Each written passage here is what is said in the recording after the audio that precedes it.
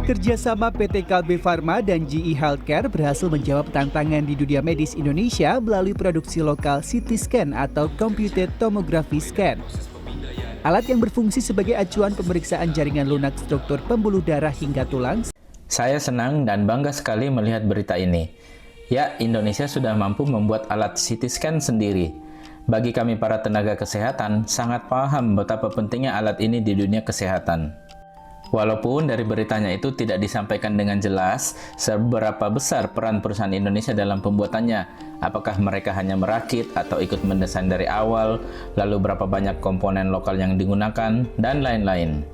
Tentu kalau hanya sekedar merakit akan beda dengan kalau punya pengetahuan mengenai desain dan proses produksinya dari awal sampai akhir. Tapi, apapun itu, hal ini tetap harus sangat diapresiasi sebagai langkah awal yang besar menuju kemandirian nasional, khususnya dalam hal pemenuhan alat kesehatan. Tentu saja, implikasinya akan luas, terutama dalam hal deteksi berbagai jenis penyakit. Faktor alat yang kurang lengkap atau belum merata inilah yang sampai sekarang masih menjadi salah satu faktor penyulit bagi kami para dokter di Indonesia dalam mendiagnosis penyakit dari pasien. Bagi rumah sakit yang belum memiliki alat CT scan, sering mesti merujuk pasien ke kota yang lebih lengkap fasilitasnya, misalnya yang sudah memiliki alat CT scan.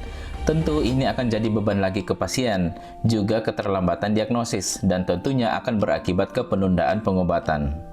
Di bidang saya saja, yaitu ilmu penyakit dalam, cukup sering saya meminta dilakukan pemeriksaan CT scan, terutama CT scan abdomen atau perut. Kebetulan, di RSUD tempat saya bekerja sudah memiliki alat CT scan sejak lama. Alat ini punya keunggulan dibanding alat fotoronsen biasa, di mana CT scan bisa melihat lebih detail gambaran potongan-potongan organ tubuh manusia.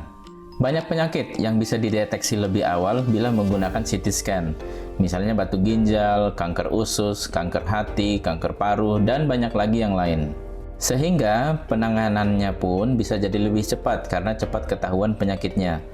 Harapan saya sih semoga CT scan produksi lokal ini bisa cepat diproduksi massal dan dikirimkan ke rumah sakit seluruh Indonesia yang belum memiliki.